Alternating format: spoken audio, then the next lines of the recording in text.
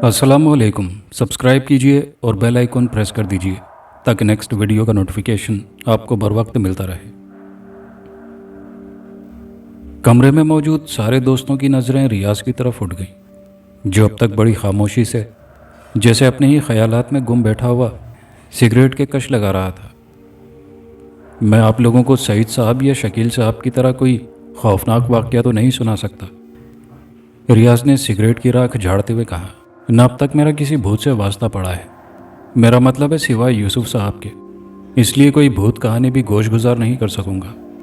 अलबत्ता एक गैर मामूली वाक़या मेरी ज़िंदगी से ज़रूर वाबस्ता है, उसी का हाल बयान किए देता हूँ। ज़रूर ज़रूर, इरशाद फरमाइए, यूसुफ ने इस तरह कहा जैसे कोई किसी शायर से कलाम सुनने की फरमाइश करता है। आप मेरा हाथ देख रहे हैं? रियाज ने अपना सीधा हाथ उठाकर सबको दिखाते हुए पूछा। मेरी हथेली में कोई ख़ास बात तो नज़र नहीं आती। एक मामूली से सफ़ेद दाग के अलावा और तो कोई ख़ास बात नज़र नहीं आती, शरीफ ने जवाब दिया। दुरुस्त है, रियाज ने इस बात में सर हिलाते हुए कहा। आम दिनों में इसे देखने के लिए भी नज़रों पर काफ़ी ज़ोर देना पड़ता है। मेरी अम्मी बताती हैं कि जब मैं 14 माह का छोटा सा बच्चा था तो एक दिन फर्श पर बैठा खेल रहा था। करीबी मेरे अब्बा जान कुर्सी पर बैठे कोई किताब पढ़ रहे थे। उनके बाएं हाथ की जानिब एक हुक्का भरा रखा था। पता नहीं क्या हुआ कि एकदम हुक्का गिर गया और चिलम में भरे हुए अंगारे फर्श पर फैल गए। एक अंगारा आकर मेरे पास गिरा और मैंने एक चमकती हुई चीज़ देखकर उसे हाथ में उठा लिया। अम्मी और अब्बा घबरा कर मेरी तरफ लपके और मेरी मुट्ठी खोलकर अंगारा दोबारा फेंक दिया। मगर अम्मी कहती हैं कि हैरत की बात यह थी कि जलते हुए अंगारे ने अगरचे मेरी हथेली और उंगलियां बुरी तरह जला दी थी, मगर मैंने एक आवाज़ भी नहीं निकाली और उसी तरह मुस्कुराता रहा जैसे कोई दिलचस्प खिलौना हाथ में आ गया हो। गोया आप हम पर रोब डालना चाहते हैं कि आप बचपन ही से बहादुर हैं और अंगारों से खेलते रहे हैं। यूसुफ बोल उठा। तुमने फिर अपनी टांग अड़ाई, शकील ने झिल्लाकर कहा।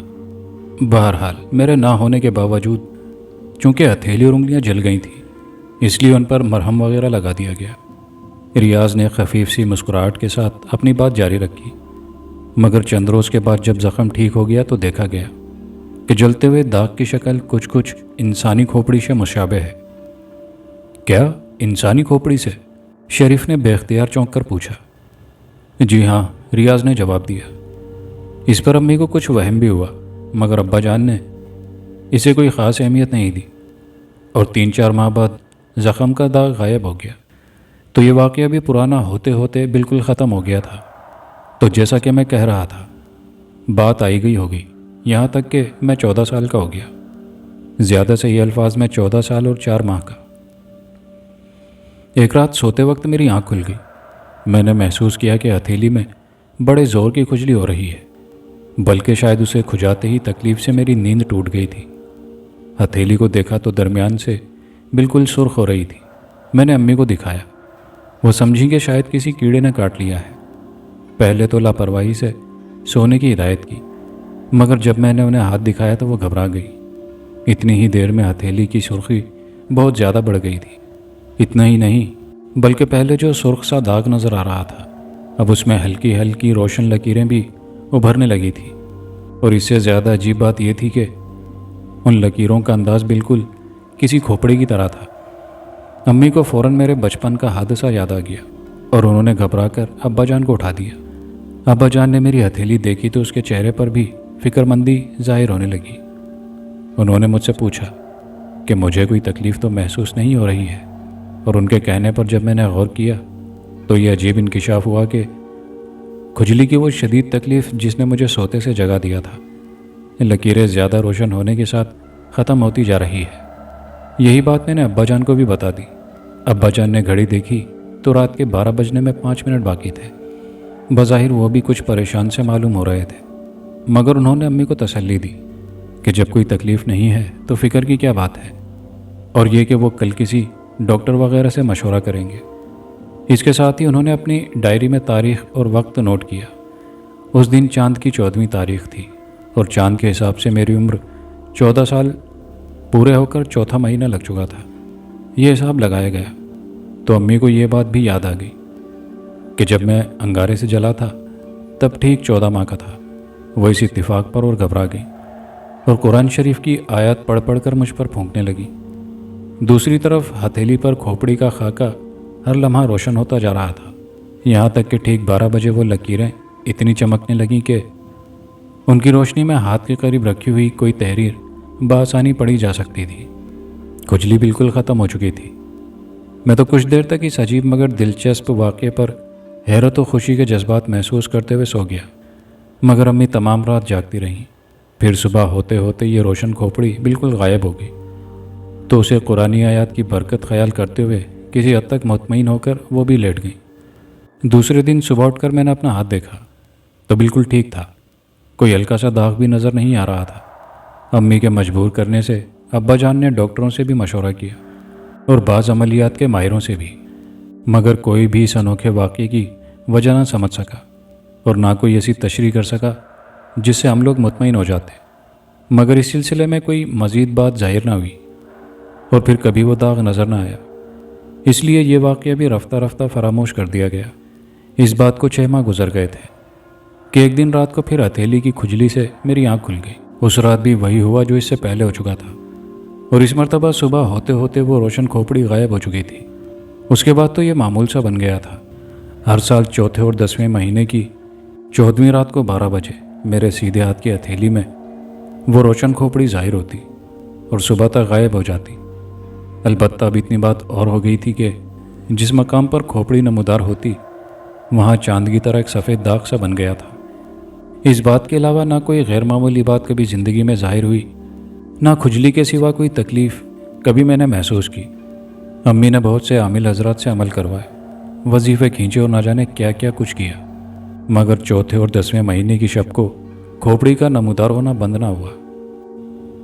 ریاض خاموش ہوا تو سب نے انتہائی حیرت کے ساتھ ایک مرتبہ اس کی ہتھیلی کو دیکھا، مگر بظاہر ایک ہلکے سے سفید داغ کے علاوہ کوئی بھی خاص بات نظر نہیں آئی۔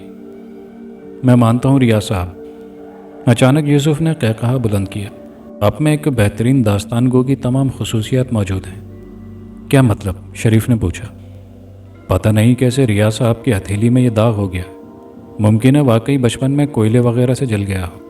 آپ لوگوں پر عجیب واقعات سننے کا بھوت سوار دیکھ کر انہوں نے بڑی فنکاری سے اس داغ کے ساتھ ایک من گھڑت کہانی وابستہ کر دی۔ دیکھا نہیں کہ اتنی دیر سے چپ چاپ بیٹھے سگریٹ پر سگریٹ پھونکے جا رہے تھے، یوسف صاحب نے جواب دیا۔ تمہارا مطلب ہے کہ ریاض صاحب یہ کہانی سوچ رہے تھے؟ سعید نے کہا۔ بالکل، یوسف نے سر ہلایا۔ اگر یہ سچ بولنے کی ہمت کر سکیں تو اب پوچھ لو ایمانداری سے کہ کیا میں غلط کہہ رہا ہوں؟ کوئی اور دن ہوتا تو یقیناً میں اپنی بات کا ثبوت پیش نہیں کر سکتا تھا، ریاض نے سنجیدگی سے جواب دیا، مگر اتفاق سے 4تھا مہینہ تھا اور چاند کی 14ویں تاریخ بھی۔ اگر آپ لوگ اجازت چاہیں تو رات کے 12 بجے اپنی آنکھوں سے اس روشن کھوپڑی کو دیکھ سکتے ہیں۔ ہم ضرور دیکھیں گے، سب نے ہم آواز ہو کر کہا، مگر ابھی تو یوسف نے اپنی گھڑی دیکھی۔ 6:30 بجے ہیں۔ مجھ سے 5.5 منٹ کی انتظار کی بوریت برداشت نہیں ہوتی۔ آپ 5.5 گھنٹوں کی بات کر رہے ہیں؟ واقعی اتنا انتظار تو بور کر دے گا، شریف نے تائید کی۔ وقت گزارنے کی بہترین ترکیب میں بتا سکتا ہوں، سعید بولا۔ وہ کیا؟ شکیل نے پوچھا۔ تمہیں معلوم ہے کہ آج کل قومی نمائش لگی ہوئی ہے، ہم سب نمائش دیکھنے چلتے ہیں، وقت بھی گزر جائے گا اور تفریح بھی ہو جائے گی، سعید نے جواب دیا۔ تجویز سب کو ہی پسند آئی اور 5 دوست ایک ٹیکسی میں سوار ہو کر نمائش چل دی۔ کیا خیال ہے اب کچھ دیر کہیں بیٹھا جائے؟ کافی دیر تک نمائش کی سیر کرنے کے بعد سعید نے کہا۔ ضرور، وہ سامنے ریسٹورنٹ ہے، وہاں چلتے ہیں، یوسف بولا۔ وہاں بیٹھنے کا جرمانہ آپ بھریں گے؟ شکیل نے طنزیہ لہجے میں پوچھا۔ آپ کو اعتراض ہے تو چلیے آپ ہی بھر دیجیے گا، یوسف نے جواب دیا۔ اس وقت بجا کیا ہے؟ شریف نے سوال کیا۔ 10:30، یوسف بغیر گھڑی دیکھے بول اٹھا۔ تم بے فکر رہو، میں ایک منٹ گن رہا ہوں، ذرا دیکھنا یہ سامنے کیا ہو رہا ہے۔ سعید نے سب کو اشارے سے متوجہ کیا۔ کوئی پروفیسر صاحب اپنے کمالات دکھا رہے ہیں، شریف نے بورڈ پڑھتے ہوئے جواب دیا۔ یعنی شعبدے بازی؟ سعید چہکا۔ کیا خیال ہے ہم بھی پروفیسر صاحب کو اپنا کوئی کمال دکھائیں؟ 1 پنتھ 2 کاج، شکیل نے تائید کی۔ کچھ دیر بیٹھ لیں گے اور تھوڑا لطف بھی رہے گا۔ 5 آدمیوں کے لیے صرف 100 روپیہ ہے، وہ میں ادا کر دوں گا، شکیل نے یوسف کی بات کاٹی۔ सब लोग प्रोफेसर यादवनाथ के टेंट की जानिब बढ़ गए। शकील ने 25 रुपये के हिसाब से 4 टिकट खरीदे और पांचों दोस्त आगे पीछे चलते हुए खेमे के अंदर दाखिल हो गए। रियाज बहुत खामोश और खोया हुआ सा बार बार सीधे हाथ की हथेली खुजा रहा था। अंदर तमाम बेंचें भर चुकी थी।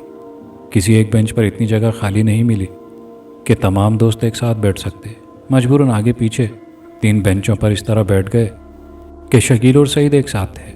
उनके आगे दूसरे बेंच पर यूसुफ और शरीफ और फिर सबसे आगे रियाज। बैठते वक्त किसी ने इस बात को महसूस नहीं किया कि रियाज उन सबसे अलहदा और तन्हा बैठा हुआ है। सामने ऊंचे से स्टेज पर एक मेज़ बिछी थी जिस पर सियाह कपड़े का गिलाफ पड़ा हुआ था। मेज़ पर शोबदेबाजी के सिलसिले में काम आने वाली मुख्तलिफ चीज़ों के साथ ही एक खोपड़ी भी रखी हुई थी। खेल शुरू हो चुका था और प्रोफेसर यादवनाथ एक बड़ा सा गत्ते का गोल डब्बा हाथ में उठाए उसमें से यके बाद दीगरे नीले पीले सुर्ख सफ़ेद रुमाल निकाले चले जा रहे थे। रियाज की नज़र गैर इरादी तौर पर खोपड़ी पर गई और फिर जैसे जमकर रह गई। प्रोफेसर अपने कमालात दिखाता रहा था। तमाशाई तालियां पीटकर उसे दाद देते रहे, मगर रियाज इस पूरे माहौल से बेगाना खोपड़ी को घूरे जा रहा था। तेज़ बल्ब की रोशनी में सफ़ेद खोपड़ी मचलती हुई महसूस हो रही थी।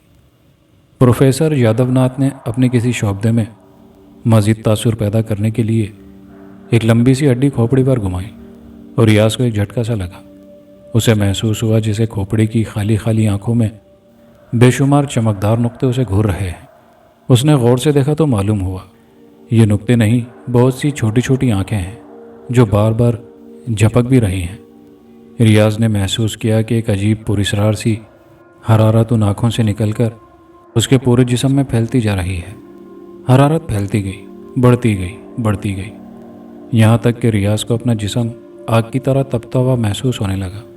आंखें सुर्ख हो गईं और उसे चारों तरफ आग के शोले भड़कते हुए दिखाई दिए और फिर उन शोलों से निकलने वाले धुएं के मरगुलों ने उसे अपनी लपेट में ले लिया।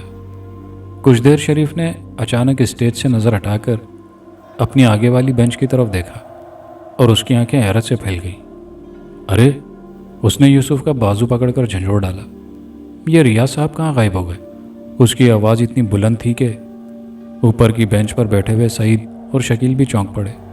उन सब ने घबराकर नीचे की जानिब देखा। वो जगह जहाँ चंद मिनट पहले रियाज बैठा हुआ था खाली पड़ी थी।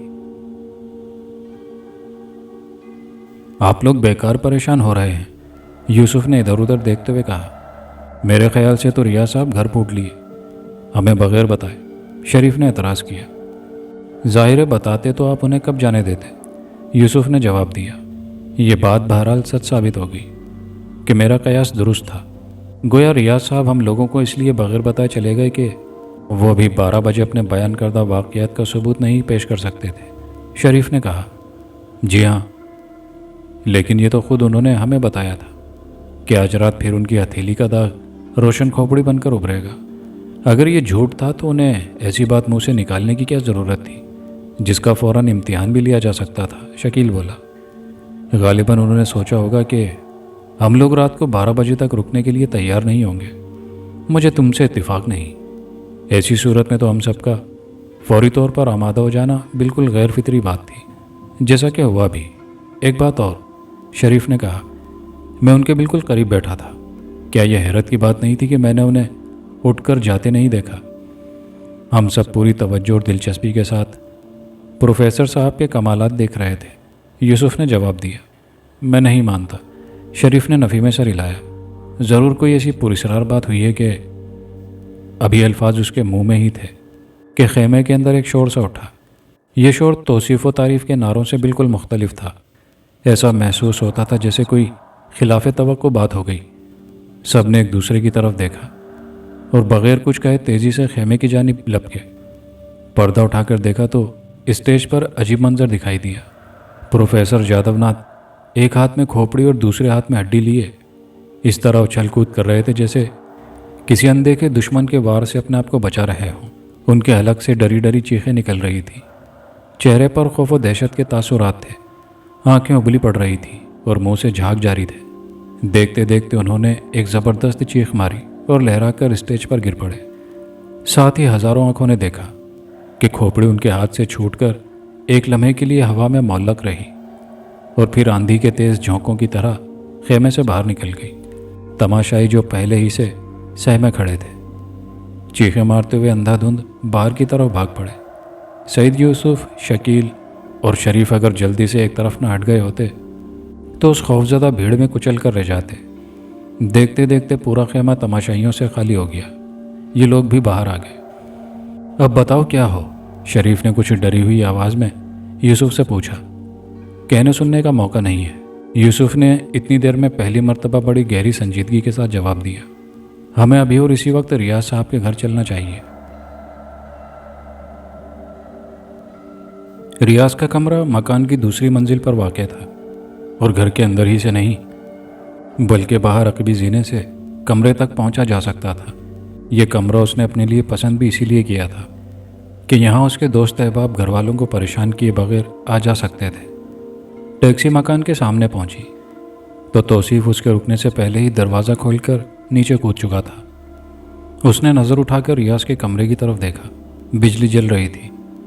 خدا کا شکر ہے کہ ریاض صاحب گھر پہنچ چکے ہیں، بے اختیار اس کے منہ سے نکل گیا۔ کیا پتہ وہی ہیں یا کوئی اور، شریف نے ڈرائیور کو کرایہ ادا کرتے ہوئے کہا۔ کمرہ ریاض صاحب کی عدم موجودگی کی وجہ سے بند رہتا ہے اور چابی ان کے پاس ہوتی ہے، یوسف نے جواب دیا۔ تمہیں کیسے معلوم؟ ایک مرتبہ خود ریاض صاحب نے ہی بتایا تھا۔ خدا کرے وہ خیریت سے ہوں، سعید عقبی زینے کی طرف بڑھتے ہوئے بولا۔ کمرے کا دروازہ اندر سے بند تھا۔ سعید نے دستک دی۔ کون ہے؟ اندر سے ریاض کی آواز آئی۔ لا حول ولا قوت، یوسف نے منہ بنایا۔ یہ تو بالکل ٹھیک ٹھاک معلوم ہوتے ہیں۔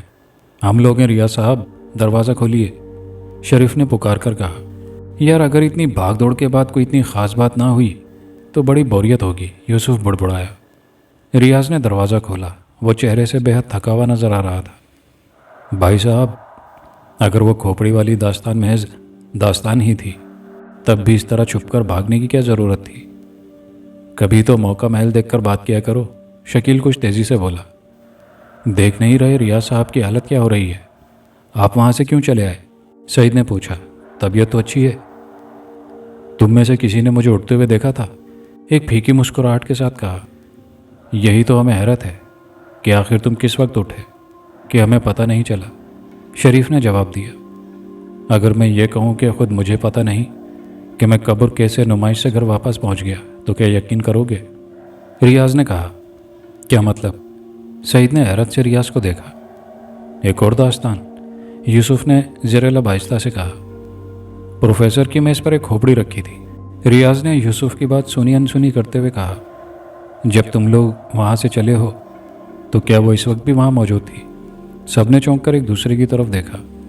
خوب، تو آپ وہیں کہیں چھپے کھڑے تھے، یوسف بولا۔ کیسی باتیں کر رہے ہو؟ ریاض صاحب اگر وہاں ہوتے تو ہمیں نظر نہ آتے، شکیل نے کہا۔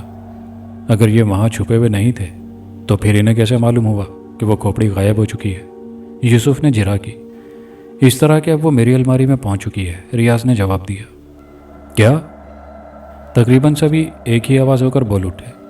یہ دیکھو، ریاض نے آگے بڑھ کر الماری کے دونوں پٹ کھول دیے اور پھر سب سے بڑی حیرت سے دیکھا۔ الماری کے اوپر والے خانے میں ایک کھوپڑی بجلی کی تیز روشنی میں چمکتی نظر آ رہی ہے۔ شاید یہ وہی کھوپڑی ہے جو پروفیسر جادو کے خیمے سے غائب ہو گئی تھی۔ یوسف کو ایک مرتبہ پھر سنجیدہ ہو جانا پڑا۔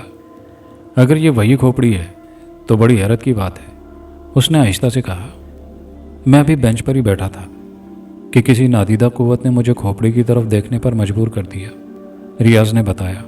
پھر مجھے ایسا محسوس ہوا جیسے کھوپڑی کی خالی آنکھوں کے اندر سے بے شمار چھوٹی چھوٹی پراسرار اور خوفناک آنکھیں مجھے گھور رہی ہیں، اور ان آنکھوں سے ایک حرارت سی خارج ہو رہی تھی جو مجھے اپنے رگوں پہ میں محسوس ہونے لگی۔ یہ حرارت اتنی بڑی کہ میری آنکھیں سرخ ہو گئیں، جسم تپنے سا لگا۔ مجھے اپنے چاروں طرف شعلے ہی شعلے نظر آ رہے تھے۔ پھر ان شعلوں سے نکلنے والے دھوئیں نے مجھے اپنے حصار میں لے لیا۔ میرے ذہن میں آندھیاں چلنے لگیں۔ مجھے محسوس ہوا جیسے ان آندھیوں میں کسی بے بس تنکے کی طرح اڑتا ہوا بہت دور چلا جا رہا ہوں۔ بے شمار مناظر تیزی سے بھاگتے ہوئے میرے قریب سے گزر رہے تھے، بالکل کسی سینما کی فلم کی طرح جسے الٹا چلا دیا گیا ہو۔ کسی کے بتائے بغیر خود بخود میرے دل میں ایک عجیب سا خیال پیدا ہوا کہ میں ماضی میں سفر کر رہا ہوں، और फिर सब कुछ थम गया। मैंने आंखें खोलकर देखा। मैं एक वसी मैदान में तन्हा खड़ा हुआ था। मेरे चारों तरफ लाशें ही लाशें बिखरी हुई थी। टूटे हुए तीर कमान उल्टे हुए थे। घोड़े मौजूद थे। जगह जगह आग के शोले भड़क रहे थे। एक मर्तबा फिर मुझे मज़ीद हरारत का एहसास हुआ। मैंने घबराकर अपने आप पर नज़र डाली और पहली मर्तबा महसूस किया कि आग तो मेरे अपने कपड़ों में भी लगी हुई है। मेरे सीने में एक तीर पेवस्त था। मेरे कान में एक सरगोशी सी गूंजी कि ये अग्निबाण है। मेरे मुंह से एक चीख निकल गई। मुझे महसूस हुआ कि जैसे मैं मर रहा हूँ, मेरी जान निकल रही है। उसी वक्त दूर कहीं से फिजाओं में तैरती हुई एक आवाज़ मेरे कानों से टकराई। कोई मुझे मदद के लिए पुकार रहा था। दिल में एक टीस सी उठी, जहन को एक झटका लगा और जैसे मेरे अंदर जलता हुआ कोई चिराग बुझ गया। गहरी तारीकी छा गई। उस तारीकी में मुझे अपने जिस्म पर किसी के हाथ रेंगते हुए महसूस हुए, बिल्कुल बर्फ़ की तरह सर्द। फिर उन बर्फीले हाथों ने मुझे अपनी मजबूत गिरफ्त में उठाकर जैसे कहीं खलाओं में फेंक दिया। एक पुरशोर धमाका हुआ। आंखें खोलकर मैंने देखा तो यहाँ फर्श पर अपने कमरे में औंधे मुँह गिरा हुआ था। रियाज ने अपनी बात ख़त्म करके यूसुफ की तरफ देखा जो गुमसुम बैठा रियाज को घूरे जा रहा था। तुम शायद इसे भी मनगढ़ंत दास्तान कह दो, मगर मैंने जो कुछ बयान किया है इसमें एक लफ्ज़ भी झूठ या मुगालबे पर मुश्तमिल नहीं। तुमने ये भी कहा था कि नुमाइश से इसलिए गायब हो गया कि अपने बयान करदा वाक़यात का सबूत पेश नहीं कर सकता। मगर ये देखो। ये कहते हुए रियाज ने अपना सीधा हाथ दोस्तों की हैरत से फैली हुई आंखों के सामने कर दिया। हथेली के बिल्कुल बीच में तकरीबन 1-1.5 इंच के दायरे में एक इंसानी खोपड़ी रोशन नज़र आ रही थी। यूसुफ ने गैर इरादी तौर पर अपनी रिस्ट वॉच की तरफ देखा। पूरे 12 बजे थे और शरीफ इस हैरत अंगेज सबूत से कहीं ज़्यादा इस बात पर मुताज्जिब हो रहा था कि रियाज की मौजूदगी में तो यूसुफ ने यह नहीं कहा था कि वह सबूत पेश करने से बचने के लिए नुमाइश से चला आया। फिर रियाज को यह बात कैसे मालूम हुई? सवाल यह है कि इन आखिर तमाम बातों का मतलब क्या है? यूसुफ ने उलझते हुए पूछा। मतलब कुछ भी हो, मगर मेरा मशवरा है कि इस खोपड़ी से फ़ौरन पीछा छुड़ा लिया जाए तो बेहतर है। शरीफ ने अपनी राय दी।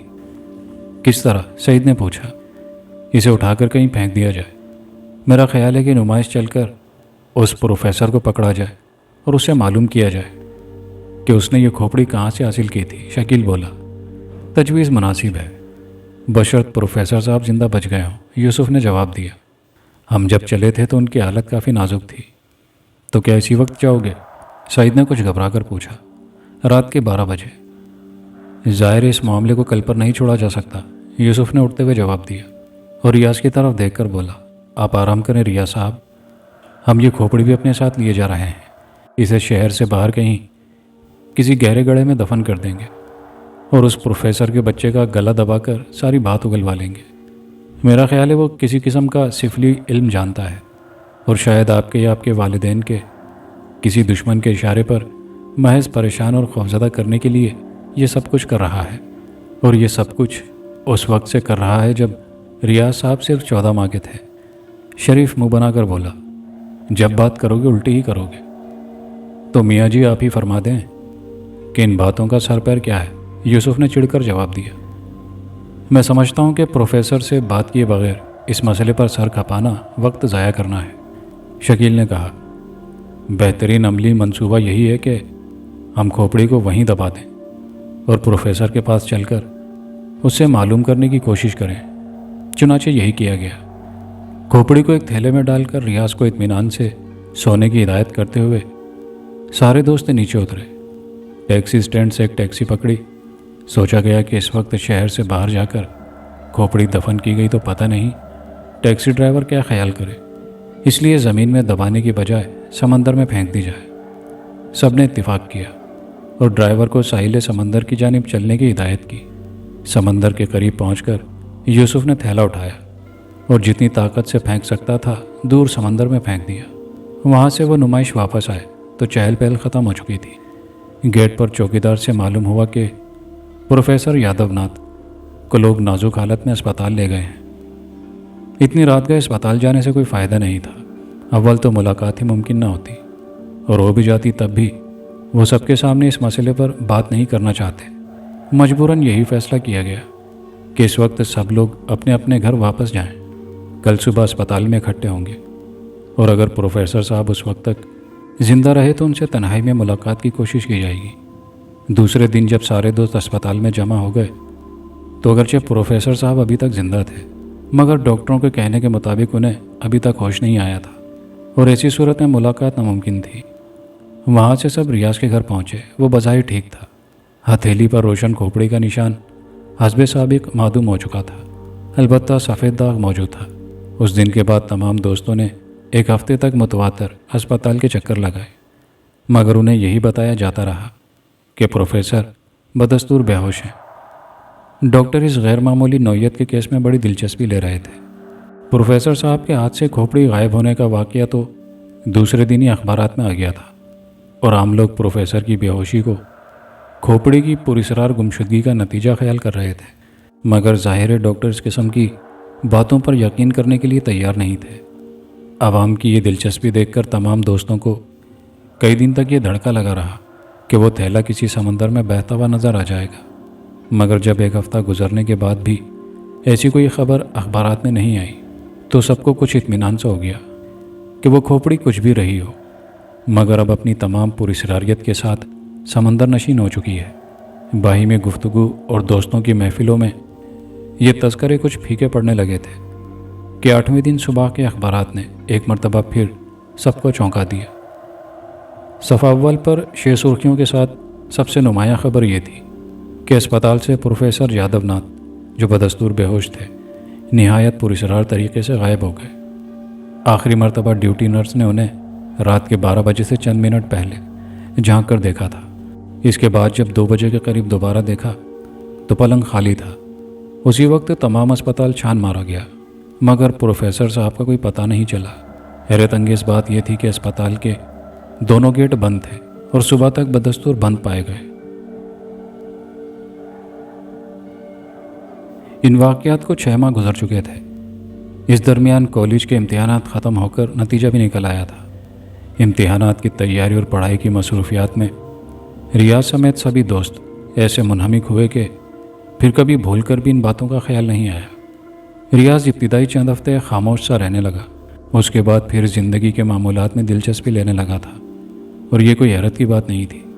وہ 14 سال کی عمر سے اس قسم کے واقعات کا عادی تھا، البتہ اس مرتبہ کچھ اضافی باتوں نے، جس کا تجربہ اسے پہلے کبھی نہیں ہوا تھا، اسے چند ہفتے کافی متاثر رکھا۔ ورنہ سال کے چوتھے اور 10ویں مہینے میں ہتھیلی کی کھجلی اور روشن کھوپڑی کے نمایاں ہونے کے واقعات کا تو ایک کے بعد دوسرے دن خیال بھی نہ آتا تھا، اور یہی وجہ تھی کہ 10ویں مہینے کی 14 تاریخ بھی اسے اس وقت یاد آئی جب وہ دوستوں کے ساتھ کسی اچھی سی پکچر کا پہلا شو دیکھنے کے بعد گھر واپس آ کر اپنے کمرے میں داخل ہو رہا تھا۔ اس نے کمرے کے لوک میں چابی گھمائی اور سیدھے ہاتھ سے ہینڈل دباتے ہوئے دروازہ کھولا تو ہتھیلی میں کھجلی کا احساس ہوا۔ ذہن کو ایک جھٹکا سا لگا اور فوراً یاد آ گیا کہ آج 10ویں مہینے کی 14 تاریخ ہے۔ اس کا مسکراتا ہوا چہرہ ایک دم سنجیدہ ہو گیا۔ پچھلی مرتبہ تمام واقعات ایک مرتبہ پھر یاد آ گئے۔ دھڑکتے دل سے کمرے میں قدم رکھا، نظریں بے اختیار الماری کی جانب اٹھ گئیں، جیسے اسے آج بھی الماری میں کسی کھوپڑی کی موجودگی کی توقع ہو، مگر پھر خیال آیا کہ اسے تو اس کے دوست سمندر میں پھینک چکے ہیں۔ کچھ اطمینان سا ہوا، گھوم کر لاک سے چابی نکالی، دروازہ اندر سے بند کیا، اوور کوٹ اتارتے ہوئے الماری کی طرف چلا۔ الماری کی طرف ہاتھ بڑھاتے ہوئے ایک لمحے کے لیے ہچکچایا، مگر پھر دل ہی دل میں لاحول پڑھتے ہوئے پٹ کھول ہی دیا۔ پٹ کھلنا تھا کہ دل دھک سے رہ گیا۔ وہی کھوپڑی جسے تھیلے میں بند کر کے سمندر برد کیا گیا تھا، الماری کے اوپری خانے میں اس کے سامنے موجود تھی۔ ریاض نے گھبرا کر پیچھے ہٹنا چاہا، مگر قدم جیسے من بھر کے ہو گئے تھے۔ اسے اپنے ہاتھ سے کوٹ گرنے کا احساس بھی نہیں ہو سکا۔ وہ تو بس جھپکنے والی نظروں سے کھوپڑی کو دیکھے جا رہا تھا۔ کئی لمحے اسی عالم میں گزرے، پھر اس کے دیکھتے ہی دیکھتے کھوپڑی اپنی جگہ سے بلند ہوئی اور ہوا میں تیرتی ہوئی الماری کے خانے سے نکل کر کمرے کے وسط میں آ کر ٹھہر گئی۔ ریاض بھی غیر ارادی طور پر اس کی جانب گھوم گیا۔ اس نے حیرت سے دیکھا کہ کھوپڑی کی جسامت آہستہ آہستہ بڑھتی چلی جا رہی ہے، اور اتنی زیادہ کہ اس کے مقابلے میں کمرے کی ہر چیز چھوٹی نظر آنے لگی تھی۔ پہلے وہ فضا میں معلق تھی، مگر اب اس کا جبڑا اور سر چھت سے جا لگا تھا۔ دونوں جبڑوں کے درمیان کھلا ہوا منہ کسی گہرے غار کی طرح نظر آ رہا تھا۔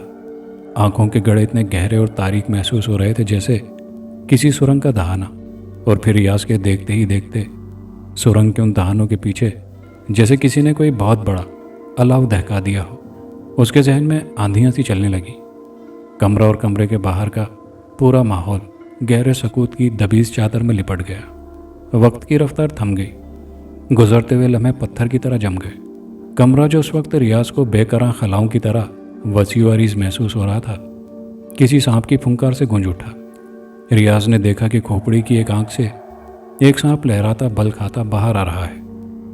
ابھی وہ اس عجیب منظر پر ٹھیک سے حیرت بھی نہیں کر پایا تھا کہ پروں کی پھڑپڑاہٹ کے ساتھ دوسری آنکھ سے بھی یکے بعد دیگرے کئی چمگادڑیں نکل کر کمرے میں چاروں طرف چکر لگانے لگی۔ سانپ فرش پر اس کے قریب کنڈلی مار کر بیٹھ گیا تھا اور پھن پھیلا یوں ہل رہا تھا جیسے کسی نہ سنائی دینے والی بین کی دھن پر جھوم رہا ہو۔ جھومتے جھومتے سانپ اپنی دم پر کھڑا ہو گیا اور پھر اچانک بجلی کی طرح چمک کر ریاض کے سیدھے ہاتھ پر پھن مارا۔ ریاض کو یوں محسوس ہوا جیسے ہزاروں نشتر ایک ساتھ اس کے جسم میں اتر گئے ہوں، لیکن یہ تکلیف صرف ایک لمحے کے لیے تھی، کیونکہ دوسرے ہی لمحے اسے اپنے پورے جسم میں ایک عجیب پرسکون سی کیفیت پھیلتے ہوئے محسوس ہوئی، جیسے انتہائی تسکین بخش آرام دہ اور پرسکون پرور لہروں نے اسے اپنی آغوش میں لے لیا ہو۔ اسے اپنا جسم بے حد ہلکا پھلکا محسوس ہونے لگا۔ طبیعت میں ایک عجیب طرح کی تازگی اور توانائی سی ابھر آئی۔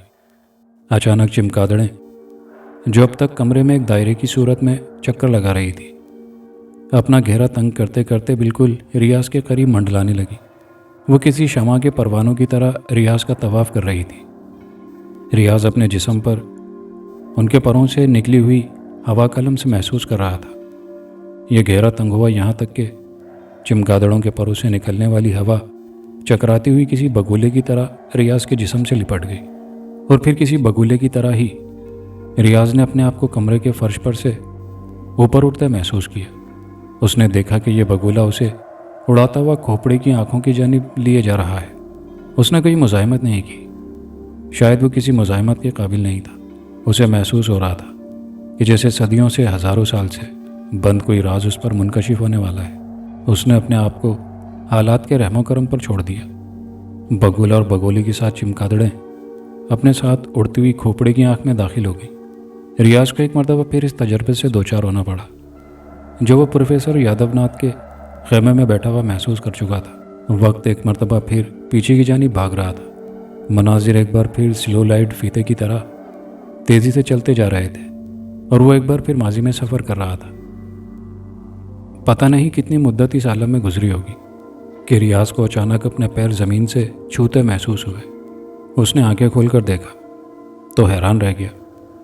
وہ ایک نہایت سرسبز و شاداب پرفضا باغ میں کھڑا ہوا تھا۔ ہری گھاس کے تر و تازہ تختے دور تک پھیلے ہوئے تھے، جگہ جگہ خوشنما پھولوں کی کیاریاں، رویشیں، جھومتے ہوئے درخت، اور سامنے ایک بڑے سے تالاب میں فوارے سے اچھلتی گنگناتی چاندنی جیسے پانی کی پھواریں، اور اس پانی میں کمل کے نرم و نازک سفید پھولوں کے درمیان تیرتا ہوا ہنسوں کا ایک جوڑا۔ اچانک اسے اپنی پشت کی جانب قدموں کی آہٹ سنائی دی۔ ریاض نے تیزی سے گھوم کر دیکھا اور دیکھتا ہی رہ گیا۔ ایک بہت ہی حسین دوشیزہ چاند جس کی خوبصورتی کے سامنے ماند پڑ جاتا، ستارے جس کی جگمگاہٹ کے سامنے پھیکے، اور پھول جس کی دل فریبی اور شادابی کے سامنے بے رنگ محسوس ہوتے تھے، نسیم صبح کے نگہت آمیز جھونکے کی طرح اس کی جانب چلتی آ رہی تھی۔ اس کے پہلو میں کئی اور خوبصورت لڑکیاں ادب سے سر جھکائے چلی آ رہی تھی، اور سب سے پیچھے ایک قوی ہیکل نوجوان ہاتھ میں ننگی تلوار چھپائے آ رہا تھا۔ ریاض نے دیکھا کہ وہ دوشیزہ قدیم آریائی انداز میں ایک باریک ساڑی پہنا ہے جو صرف اس کی کمر تک کے حصے جسم کو چھپائے ہوئے تھی۔ اس کے اوپر ایک اور ریشمی کپڑا اس انداز سے بل دے کر باندھا گیا تھا کہ صرف سینہ ہی کو چھپانے میں کامیاب ہو سکا تھا۔ کپڑے کے دونوں پلو پشت کی جانب جھول رہے تھے، بال جوڑے کے انداز میں گوندے ہوئے تھے، اور سر پر ایک نازک سا جگمگاتا تاج رکھا تھا۔ ماتھے پر ایک بڑی سی بندیا چمک رہی تھی۔ اس کے ساتھ دوسری لڑکیوں کا لباس بھی ایسا ہی تھا، صرف اس فرق کے ساتھ کہ ان کی ساڑی نسبتاً کم قیمتی کپڑے کی معلوم ہوتی تھی، اور ساڑی کے کونوں پر پڑی ہوئی زنجیر بھی زری کی بجائے نقرئی تھی۔ اسی طرح قوی ہیکل نوجوان بھی قدیم آریائی زمانے کے فوجی سپاہیوں جیسا لباس پہن رکھا تھا۔ پشت پر ڈھال کے ساتھ ایک ترکش اور کمان بھی موجود تھا۔ دوشیزہ ریاض کے قریب آ کر رک گئی۔ कुछ देर तक उसे गौर से देखती रही, फिर उसके चेहरे पर मुस्कुराहट आ गई। फूल की पत्तियों जैसे नर्मो नाजुक होंठ हिले और रियाज को महसूस हुआ जैसे कोई सुरीला नगमा उसके कानों के रास्ते दिल में उतरता चला गया। वो क्या कह रही थी ये रियाज समझ ना सका, मगर फिर भी लहजे की मौसीकियत उसे जानी पहचानी महसूस हो रही थी। रियाज के चेहरे पर हैरत और उलझन के तासुरात देखकर दोशीज़ा को अपनी गलती का एहसास हुआ। वो उसके नगमाती होठों ने आहिस्ता से कहा, मैं भूल गई थी कि ज़माना सदियों आगे निकल चुका है, न जाने कितने जग बीत चुके हैं। मैं आज भी वही हूँ, मगर तुम नई दुनिया के बासी हो राजकुमार। राजकुमार? रियाज चौंका। मैं जानती हूँ तुम अपनी ज़बान की तरह अपने हालात और अपनी दास्तान भी भूल चुके हो। मुझे एक बार फिर वही कहानी सुनाना पड़ेगी जो जन्म जन्म से तुम्हारे सामने दोहराती रही हूँ। दोशीज़ा ने रियाज का हाथ पकड़ा। अब उस तालाब किनारे मेरे साथ बैठकर मेरी और अपनी आप बीती सुनो। शायद कि तुम्हें भूली बिसरी बातें याद आ जाएं, और मेरी आप बीती सुनो। शायद तुम इस जन्म में पैदा हुए हो जिसे सुनकर मुझे उस राक्षस की कैद से रिहाई मिल सके। रियाज एक शहरज़ादा कैफियत में दोशीज़ा के साथ ही तालाब के किनारे बैठ गया। मैं अभी तुमसे तुम्हारा नाम नहीं पूछूंगी, क्योंकि अगर तुम्हें यह एहसास ना हो कि तुम वही हो जो अब से पहले हज़ारों साल थे, तब इस नाम से भी कोई फ़ायदा ना होगा। वो पवित्र नाम और इसके साथ ही अपनी ज़ात की पहचान, इन दो बातों के मेल से ही मुझे और मेरे साथियों को आज़ादी मिल सकती है। दोशीज़ा ने गहरी सांस ली। गौर से सुनो राजकुमार, मेरे एक एक लफ्ज़ को गौर से सुनो और याद करने की कोशिश करो। उसने अपनी बात जारी रखते हुए कहा, मैं उज्जैन की राजकुमारी पद्मावती हूँ और तुम मेरे कस्तूनी के राजकुमार सूर्य प्रकाश हो। जब मेरे पिता ने मेरा स्वयंवर रचाया, तब तुमने राक्षस भीमदेव को हराकर मुझे हासिल किया था। ये उन दिनों की बात है जब घमंडी देवर्धन ने अपनी जीत की नशे में चूर होकर भरी सभा में द्रौपदी की साड़ी उतारना चाहिए थी। मुरली वाले ने द्रौपदी की लाश तो बचा ली, मगर पांडव को बिनबास काटना पड़ा। पिताजी ने राक्षस भीमदेव की धमकियों से डरकर हमारी शादी उस वक्त तक के लिए मुलतवी कर दी, जब तक पांडव बनबास से वापस आकर देवर्धन से अपना राजपाट न ले ले। क्योंकि जब तक देवर्धन राजा बैठा था, भीमदेव जैसे राक्षस उसकी मूंछ का बाल थे और वो कभी भीमदेव के मुकाबले में मेरे पिता के साथ न्याय नहीं कर सकता था। हम एक दूसरे को चाहने और बैराग में तड़कने के बावजूद मिलने से मजबूर थे। आखिर पांडव का बनबास खत्म हुआ। देवर्धन राजपाट देने की बजाय युद्ध पर उतर आया। कुरुक्षेत्र के मैदान में कुंवर और पांडवों के दरमियान घमसान का रण पड़ा। मेरे पिता और तुम उस लड़ाई में पांडवों की तरफ से लड़ रहे थे और दूसरे राक्षसों की तरह भीमदेव देवर्धन की सेना में शरीक था। 18 दिन की खौफनाक लड़ाई के बाद पांडवों की जीत हुई। देवर्धन के बड़े बड़े हिमायती सब एक एक करके काम आ चुके थे। देवर्धन अपने बचे कुचे सैनिकों और राक्षसों के साथ रणभूमि से पीठ मोड़कर भागा, मगर ये राक्षस जिस नगरी और जिस बस्ती से गुजरे थे उसे तबाह बर्बाद करते जा रहे थे। भीमदेव ने उज्जैन का रुख किया। पिताजी मुझे चंद बहादुर साथियों और मेरी सहेलियों के साथ इस बाग में छोड़ गए थे। लड़ाई के बाकी दिनों में मैंने उस बहादुर सरदार के अलावा बाकी उन सब सैनिकों को पांडवों की मदद के लिए भेज दिया था। चुनाचे जब भीमदेव यहाँ पहुँचा तो मैं अपनी सहेलियों के साथ बिल्कुल तन्हा और बेबस थी।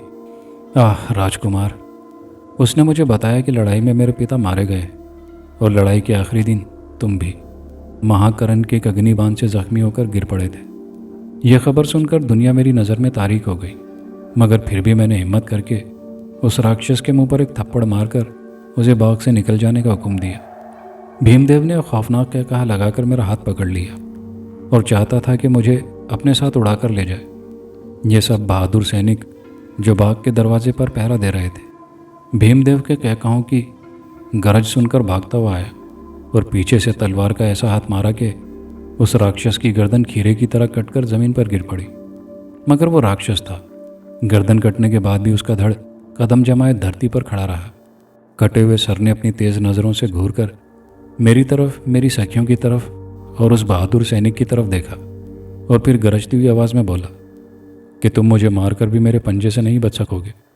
मुझे नाग देवता ने वरदान दिया था कि कोई कभी मुझे सामने से नहीं मार सकता, और अगर दुश्मन ने पीछे से वार करके मेरी जान ले भी ली तो भी वो नाश होने से नहीं बच सकेगा। मरते समय जो भी मेरी नज़रों के सामने मौजूद होगा हमेशा मेरी आंखों के रास्ते मेरी खोपड़ी में बंदी होकर रह जाएगा। ٹھیک اسی طرح جیسے سانپ اپنے مارنے والے کی تصویر اپنی آنکھوں میں محفوظ کر لیتا ہے، مگر ناگ دیوتا کا وردان ہے کہ صرف تصویر ہی نہیں، وہ خود بھی میری کھوپڑی میں قید ہو جائیں گے۔ یہ کہتے ہوئے کٹے ہوئے سر کی آنکھیں بند ہونے لگی۔ دھڑ ایک دھماکے کے ساتھ زمین پر گر کر چلنے لگا۔ اسی لمحے ہم سب نے محسوس کیا جیسے کوئی اندیکھی شکتی ہمیں اٹھا کر کسی اندھیری کوٹڑی میں دھکیل رہی ہے۔ بے اختیار میں نے ایک چیخ مار کر تمہیں پکارا۔ بھیم دیو کے کہنے کے باوجود مجھے تمہاری موت کا یقین نہیں آیا تھا۔ جیسے ہی میری زبان سے تمہارا نام نکلا، مجھے یوں محسوس ہوا جیسے اس اندھیری کوٹڑی میں جلتا ہوا ایک چراغ ٹمٹما کر بجھ گیا ہے۔ اس سمے مجھے یقین ہو گیا کہ اب تم بھی میری مدد کو نہیں آ سکتے۔ راجکماری اپنی کہانی سنا رہی تھی اور ریاض جیسے پتھر کے مجسمے کی طرح نہ جھپکنے والی نظروں سے اسے بس دیکھے جا رہا تھا۔ ایک مرتبہ پھر اس کے ذہن میں تیز تیز آندھیاں سی چلنے لگی تھی۔ ایک بار پھر وہ اپنے آپ کو ایک بہت بڑے میدان میں کھڑا محسوس کر رہا تھا۔ ایک بار پھر اسے اپنے چاروں طرف لاشیں ہی لاشیں نظر آ رہی تھی۔ مگر بھیم دیو نے کم از کم میرے پتا کے بارے میں ضرور جھوٹ کہا تھا۔ پدماوتی اپنی کہانی جاری رکھتے ہوئے بولی۔ وہ واپس آ گئے، میری ایک سہیلی سے جو ڈر کے مارے باغ سے بھاگ گئی تھی۔ انہیں اس واقعے کا علم ہوا۔ راکشس کا دھڑ تو جل کر راکھ ہو چکا تھا، مگر اس کا سر ابھی باقی تھا۔ پتا جی نے بڑے جتن کیے، تپسیا کی، ناگ دیوتا کی پوجا کی۔ ناگ دیوتا ظاہر بھی ہوئے، مگر انہوں نے کہا کہ وہ اپنا دیا ہوا وردان واپس نہیں لے سکتے۔ البتہ اگر پتا جی 14 برس تک ہمالیہ کی گفا میں شیو جی کی پوجا کریں اور ہر سال کے چوتھے اور 10ویں مہینے 14ویں رات کو راکشس کی کھوپڑی سیدھے ہاتھ کی ہتھیلی پر رکھ کر جاپ کریں، تو شاید شیو جی خوش ہو کر اپنے وردان سے اس سنکٹ کو ٹال سکیں یا کوئی اس کا اپائے بتا سکے۔ پتا جی نے میری محبت کی خاطر یہ بھی کیا۔ آخر پورے 14 برس کے بعد شیو جی نے درشن دیے اور پتا جی کو بتایا کہ تیری بیٹی ضرور اس راکشس کی قید سے آزاد ہوگی، مگر تیری زندگی میں نہیں، اس جگ میں بھی نہیں، اور نہ آنے والے دوسرے کئی جگہوں میں۔ اس لیے تیری پتری کو ہزاروں سال کا انتظار کرنا ہوگا۔ آخر کار جب اس دنیا میں برہما کا آخری اوتار جنم لے گا، اس کے پجاری دھرتی کے کونے کونے میں پھیل جائیں گے۔ تب اپنے کسی جنم میں راجکماری سوریہ پرکاش اس آخری اوتار کا پجاری بن کر پیدا ہوگا۔ پھر جب وہ اپنے آپ کو پہچان لے گا اور اس کا نام بھی اس آخری اوتار کے پوتر نام پر ہوگا، تب تیری بیٹی کو اس قید سے نجات ملے گی۔ راجکماری پدماوتی کہتے کہتے رکی، غور سے ریاض کی طرف دیکھا۔ اب بتاؤ راجکمار سوریہ پرکاش، کیا تمہیں یاد آ گیا کہ تم کون ہو اور میں کون ہوں، اور یہ کہ تم ہی مجھے اس قید سے آزادی دلا سکتے ہو؟ ہاں مجھے یاد آ گیا، ریاض نے اس طرح جواب دیا جیسے بہت دور کہیں سے بول رہا ہو۔ مگر پدما، میں تو اب سے پہلے بھی کئی بار یہاں آ چکا ہوں۔ اب سے پہلے بھی تو کئی بار تم مجھے یہ کہانی سنا چکی ہو۔ اب سے پہلے بھی میں اپنے آپ کو کئی بار پہچان چکا ہوں۔ پھر بھی تم اب تک یہاں کیوں قید ہو؟ تمہیں اب تک اس راکشس کی قید سے آزادی کیوں نہیں ملی؟ اس لیے راجکمار کہ تمہارا وہ نام نہیں تھا جسے سن کر ناگ دیوتا کا دیا ہوا وردان ٹوٹ سکتا ہے، پدماوتی نے جواب دیا۔ پتا جی کی تپسیا سے خوش ہو کر شیو جی نے یہ وردان بھی دیا تھا کہ اگرچہ میں باہر نہیں جا سکتی، مگر میری سہیلیاں اور یہ سینک اس کھوپڑی سے نکل کر تمہیں تلاش کر سکتے ہیں، مگر اصلی صورت میں نہیں۔ سینک اس کھوپڑی کی ایک آنکھ سے باہر نکلتا ہے تو سانپ بن جاتا ہے، اور میری سکھیاں دوسری آنکھ سے باہر آتی ہیں تو چمگادڑ بن کر اڑنے لگتی ہیں۔ تم نے جب جب اور جہاں جہاں اس دھرتی پر جنم لیا، میری سکھیاں اس کھوپڑی کو اڑاتی ہوئی وہیں پہنچ گئی۔ وہ کسی نہ کسی طرح تمہیں یہاں لاتی رہی۔ ان کی مشکل یہ تھی کہ وہ سوریہ یعنی سورج غروب ہونے کے بعد ہی نکلتی تھی، اور وہ بھی صرف چوتھے یا 10ویں مہینے کی 14ویں رات کو، اور پھر سورج نکلنے سے پہلے انہیں واپس بھی آنا پڑتا۔ اگر وہ ایسا نہ کر پاتی تو پھر سورج نکلتے ہی راکھ ہو جاتی۔ کبھی کبھی میرے پتا جی بھی اگر اتفاق سے اپنے کسی جنم میں موجود ہوتے تو تمہاری تلاش میں ہماری مدد کرتے، جیسا کہ اس مرتبہ انہوں نے کیا۔ انہوں نے پروفیسر یادو کے روپ میں اپنی طاقت سے کام لے کر تمہیں اور تمہارے دوستوں کو اپنی پہلی زندگی کے غیر معمولی واقعات سنانے میں اکسایا، پھر ان کے دلوں میں نمائش دیکھنے کی لگن پیدا کی، پھر انہیں اپنے خیمے کی طرف کھینچ کر بلایا۔ مگر ایسا معلوم ہوتا ہے کہ اس بار کوئی انوکھی بات ہونے والی ہے، ورنہ اب تک کبھی ایسا نہیں ہوا تھا کہ راکشس کی کھوپڑی بغیر میری سکھیوں کے لائے ہوئے از خود تم تک پہنچ گئی ہو۔ یہ میں پہلے کی بات کر رہی ہوں، جب کھوپڑی پتا جی کے ہاتھوں سے نکل کر تمہارے گھر پہنچ گئی تھی، ورنہ آج تک تو میری سکھیاں اسے سمندر کی تہہ سے نکال کر تمہاری الماری تک لے گئی تھی۔ ہاں میں جانتا ہوں، ریاض نے کھوئے کھوئے انداز میں جواب دیا۔ اس مرتبہ بے شک ایک انوکھی بات ہونے والی ہے، اور وہ یہ کہ آج نہ صرف مجھے اپنا ماضی یاد آ گیا ہے، بلکہ میرے نام میں بھی اس پاک ہستی کا نام شامل ہے جسے تم برہما کا آخری اوتار کہہ رہی تھی۔ اگر شیو جی کا دیا ہوا وردان سچ ہے تو پھر تم اپنی ہزاروں سال کی قید سے آزاد ہونے والی ہو۔ پدماوتی سنو، میرا پورا نام ہے ریاض احمد۔ ریاض اس کے بعد بھی کچھ اور کہنے والا تھا، مگر ابھی احمد کا لفظ اس کی زبان سے نکلا ہی تھا کہ ایک زبردست تڑاخا ہوا، جیسے کوئی بجلی کڑکی ہو یا پھر کوئی آتش فشاں پہاڑ پھٹ پڑا ہو۔ راجکماری پدماوتی کے منہ سے ایک مسرت آمیز چیخ سی نکلی اور اس نے آگے بڑھ کر ریاض کو اپنی مرمری باہوں کے حلقے میں لے لیا۔ راجکمار، آج میں اس راکشس کی قید سے آزاد ہو گئی ہوں، اس نے سرگوشیوں میں کہا۔ ریاض نے دیکھا کہ پدماوتی کی سہیلیاں بھی جوش مسرت سے ناچنے لگی ہیں، مگر یہ صرف ایک لمحے کے لیے تھا، کیونکہ دوسرے ہی لمحے ریاض کو یوں محسوس ہوا جیسے راجکماری اس کے آغوش میں پگھلتی جا رہی ہو۔ اس نے چونک کر پدماوتی کی طرف دیکھا۔ ایک لمحے کے لیے اسے راجکماری کے حسین چہرے پر خوف و دہشت کے تاریک سائے رینگتے نظر آئے۔ صدیوں کی پیاس اور ہزاروں سال کی محرومی ایک کربناک تاثر میں ڈل گئی، اور پھر پلک جھپکتے تھوڑی سی اڑتی ہوئی راگ کے سوا وہاں کچھ بھی نہیں رہ گیا تھا۔ یوسف کو جس وقت 14ویں کا چاند دیکھ کر ریاض کی کہانی اور پھر گزشتہ واقعات کو پورے 6 ماہ گزرنے کا اچانک احساس ہوا تھا، تب رات کے 11:30 بجے تھے۔ اتفاق سے وہ پانچوں دوست پھر ایک ساتھ تھے۔ ریاض تو فلم کا شو ختم ہونے کے بعد ان سے رخصت ہو کر گھر چلا گیا تھا، مگر وہ چاروں سعید کے گھر پہنچ کر کیرم بورڈ کھیلنے لگے تھے۔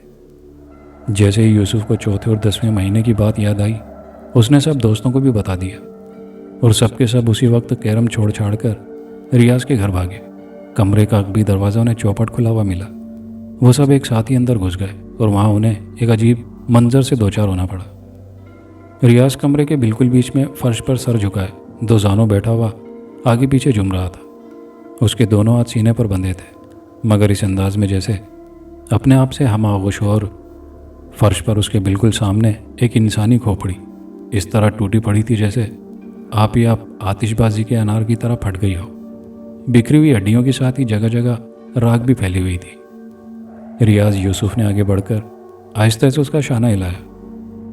پدماوتی، پدماوتی، ریاض کے منہ سے نکلا، اور وہ بے ہوش ہو کر فرش پر لڑک گیا۔ دوستوں نے جلدی سے اٹھا کر اسے پلنگ پر لٹایا، منہ پر پانی کے چھینٹے دیے۔ شریف اس کے والدین کو خبر کرنے نیچے جا رہا تھا کہ ریاض نے ایک گہری سرداہ کے ساتھ آنکھیں کھول دی۔ کئی لمحے تک وہ اپنے ساتھیوں کو، اپنے کمرے اور اپنے آپ کو آنکھیں پھاڑ پھاڑ کر دیکھتا رہا، جیسے پہچاننے کی کوشش کر رہا ہو۔ پھر رفتہ رفتہ اسے سب کچھ یاد آ گیا۔ یہ سب کیا گورکھ دھندا ہے ریاض صاحب؟ شکیل نے پوچھا۔ ہم نے تو اس کھوپڑی کو سمندر میں پھینک دیا تھا، یہ واپس کیسے آ گئی؟ جواب میں ریاض نے ساری داستان اپنے دوستوں کے سامنے دہرائی۔ مجھے نہیں معلوم کہ میں نے جو کچھ دیکھا وہ کوئی خواب تھا یا واقعہ، اس نے آخر میں کہا۔ میں یہ بھی یقین سے نہیں کہہ سکتا کہ ہزاروں سال پہلے میں ہی کستونی کا راجکمار سوریہ پرکاش تھا یا نہیں تھا، مگر اتنا ضرور جانتا ہوں کہ راجکماری پدماوتی نے جو کچھ بیان کیا تھا وہ مجھے بالکل ایسا ہی معلوم ہوتا تھا جیسے مجھ پر گزر چکا ہو۔ وہ باغ کی ہر چیز، راجکماری پدماوتی، اس کی سہیلیاں اور سینک، سب کچھ مجھے جانے پہچانے محسوس ہو رہے تھے۔ اتنا ہی نہیں، اب جو میں اپنے ذہن کو ٹٹولتا ہوں تو پروفیسر یادو ناتھ کا چہرہ بھی اجنبی نہیں معلوم ہوتا۔ قدرت کے بہت سے راز ایسے ہیں جنہیں انسان ہزار کوشش کے باوجود سمجھنے سے قاصر رہتا ہے۔ شاید یہ واقعات بھی انہی رازوں میں شامل تھے۔ کمرے میں بڑی دیر تک ایک سکوت سا چھایا رہا۔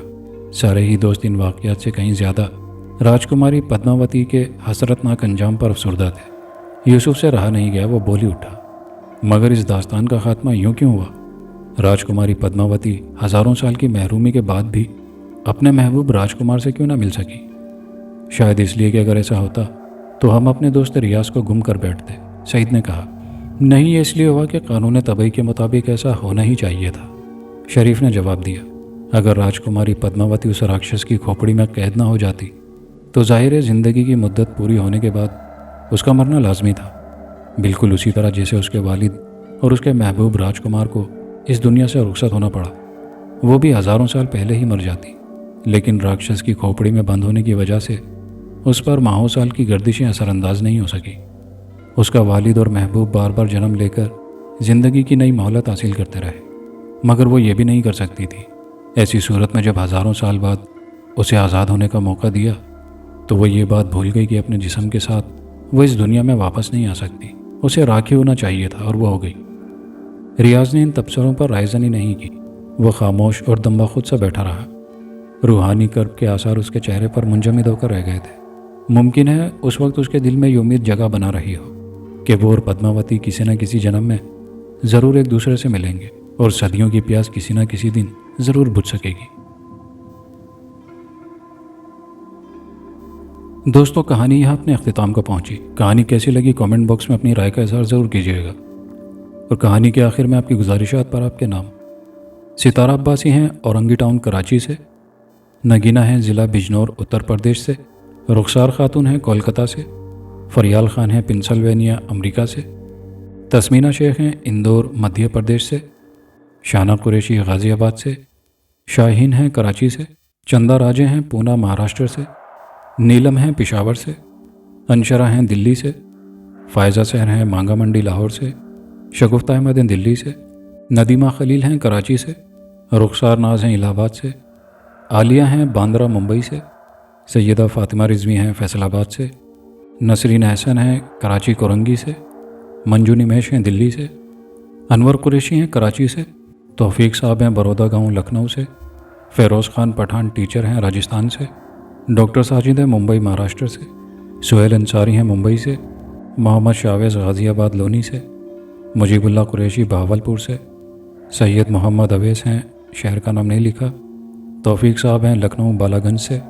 वसीम अली फैसलाबाद से। मोहम्मद इमरान ज़मीर नौमानी रासुल खैमा दुबई से।